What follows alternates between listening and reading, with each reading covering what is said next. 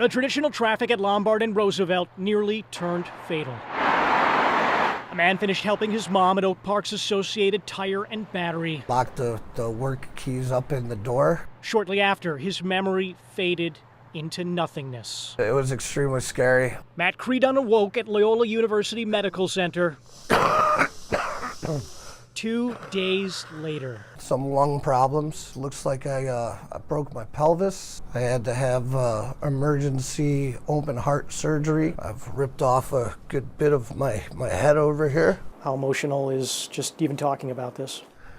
It's pretty emotional, you know, knowing that it just could be gone like that at any time. You know, just getting off of work, going about your business.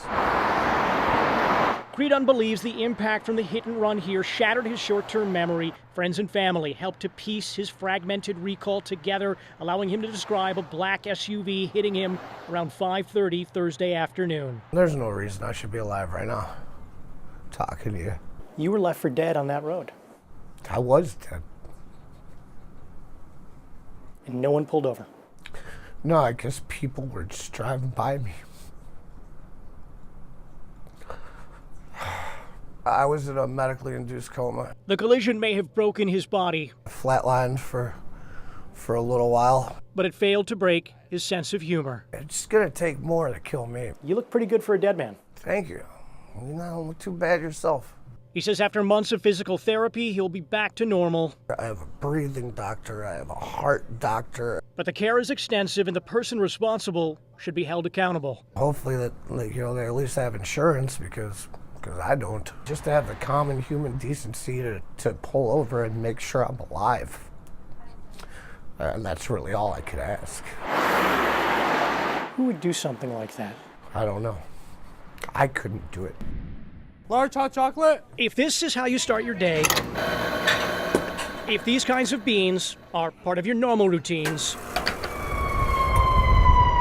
consider for a moment This is not normal. when a calming cup of coffee seems so far out of reach. It's hard to be here.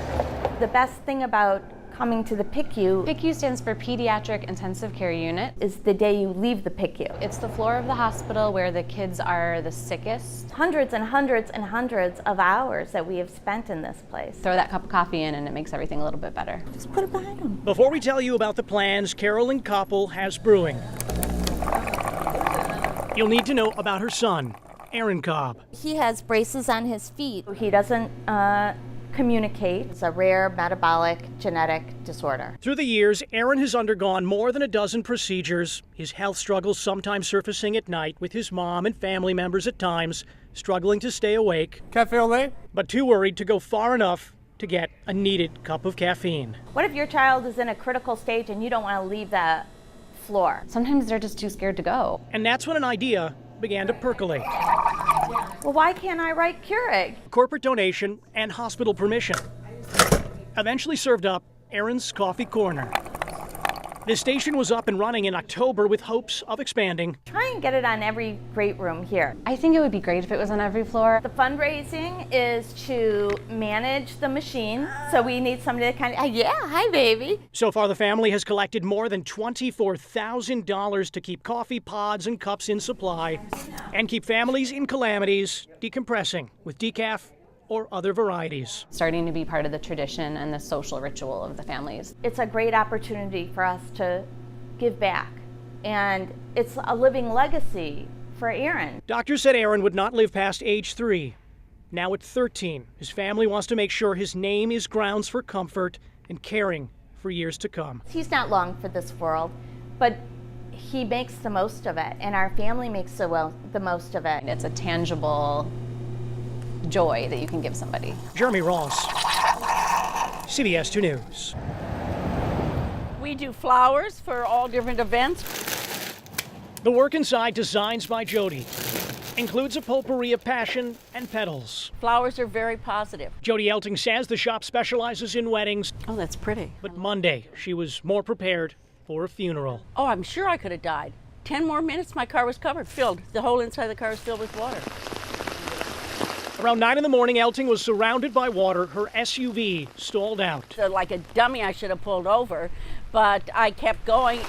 She called 911, but adds she never told the dispatcher the vehicle was filling up inside. Oh, the water was coming up through the floorboards. It was really up to the seat. I yelled and said, please help, I'm gonna drown.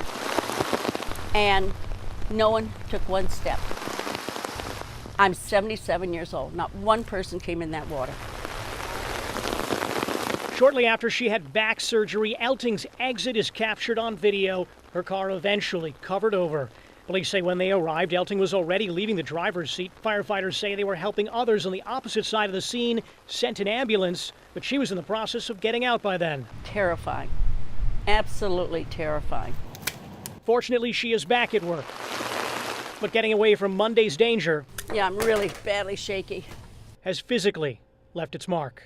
See, it hurts even to step on my left leg now. As for Elting's car, you can still see all the mud and debris caked all over it. The 2014 Mercedes considered a total loss due to severe weather. In Lake Bluff, Jeremy Ross, CBS 2 News. We were afraid how she was going to handle the flight. A special passenger made her way into Chicago, the flight totaling more than 6,400 miles. The plane touching down.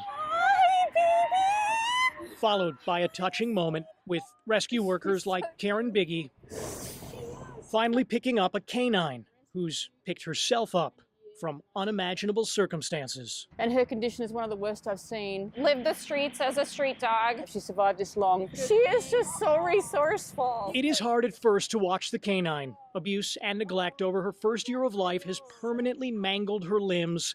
The shepherd mix, who once called war-torn Iraq home, somehow persevered. She has appropriately taken on the name Lucky. It's one of the most heartwarming rescues I've ever done.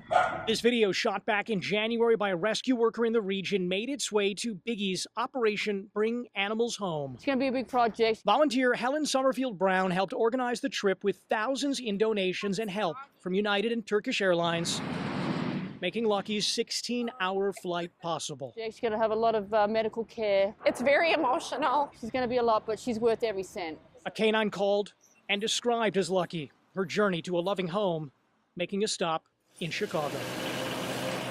Jeremy Ross, CBS 2 News.